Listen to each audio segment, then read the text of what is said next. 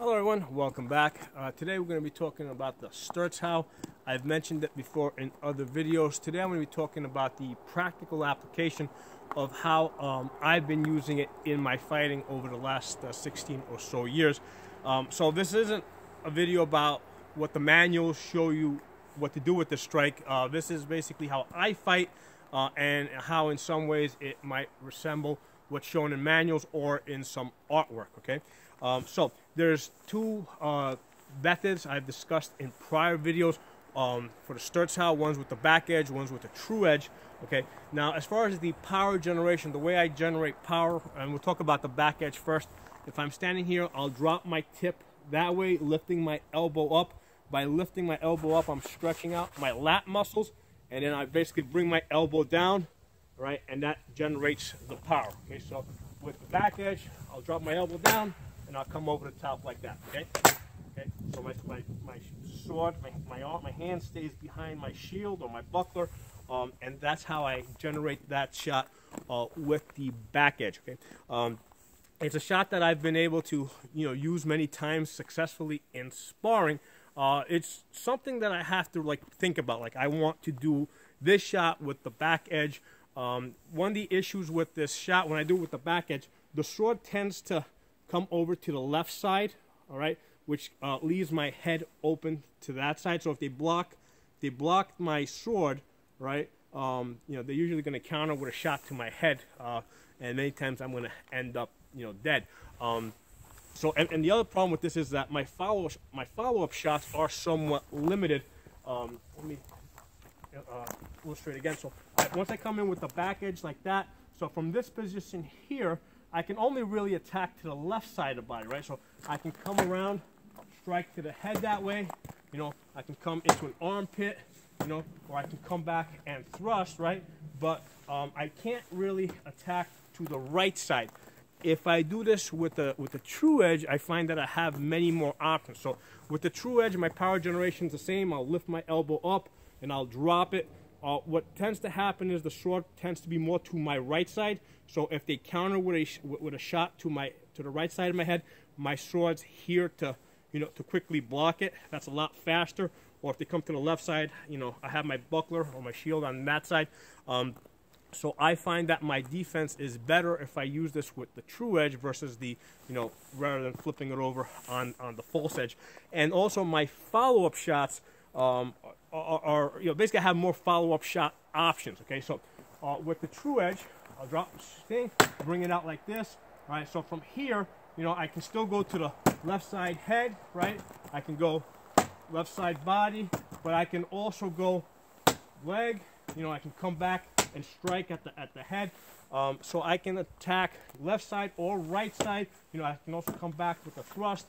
So I find that I have a lot more options if I do this with the true edge. So that's why I generally do it with the true edge versus the back edge.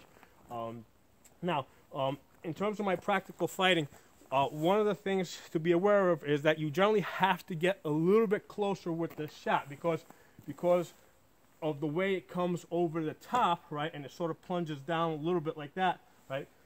First of all, when I throw this shot, just be aware, what I do is I loosen up my hand a little bit over here, right, so you can see how I just loosen it up, and that's what allows the sword to plunge down a little bit, okay, so that's how I throw this shot. I've been throwing this for many years. It doesn't stress my hand out or my wrist because all the power generation is back here, and I just throw it, right, and it just comes over the top.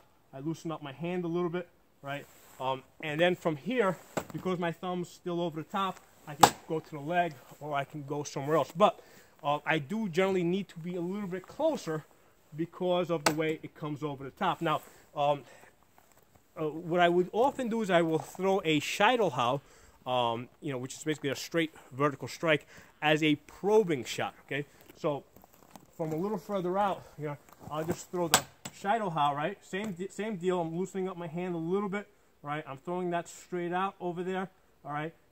And what I'm doing is when I throw that shot, I'm observing how somebody is blocking that. Okay, so a couple of ways they can block it. They can raise their shield or their buckler up, which is going to expose their legs.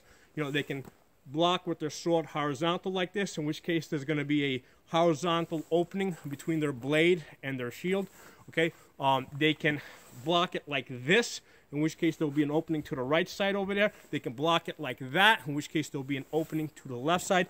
So for that reason, I'll throw from a little further out, I'll just throw a Shuttle, you know, just to observe how they block that shot.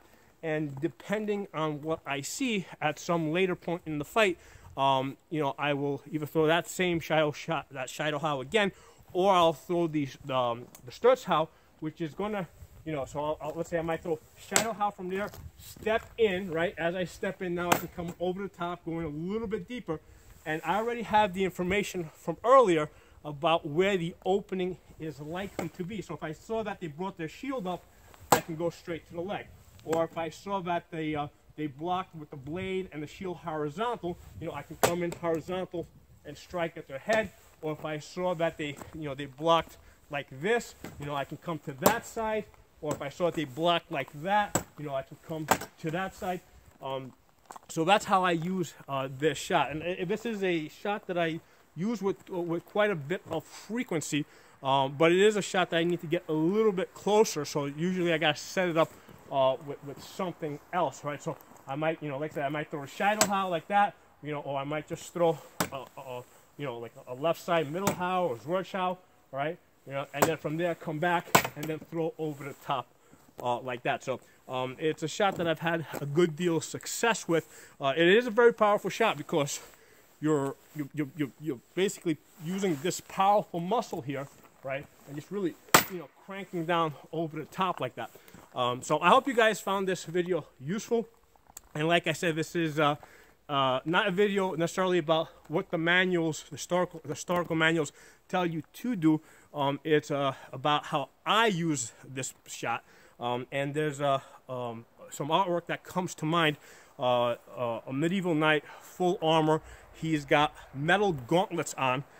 And we can clearly see that, you know, he's got his hand out like this. Now, it's hard to tell whether he's using the true edge or if he's using the back edge because he's got gauntlets on. However, with the thick gauntlets that he has on, and I fight with gauntlets sometimes. It's, you know, it's kind of hard to flip. You know, when you got gauntlets on, it's kind of hard to flip over back edge, you know, front edge. So I suspect that he's actually using the true edge, even though a lot of people think that he's using the back edge. I think he's using the true edge just because it's difficult to flip this over to the back side if you've got gauntlets on. I can do it now pretty easily with you know, without any gauntlets or even gloves on, but with the gauntlets it does become a little bit more difficult.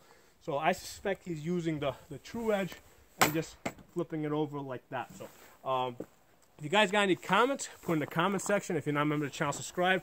I'll talk to you guys soon.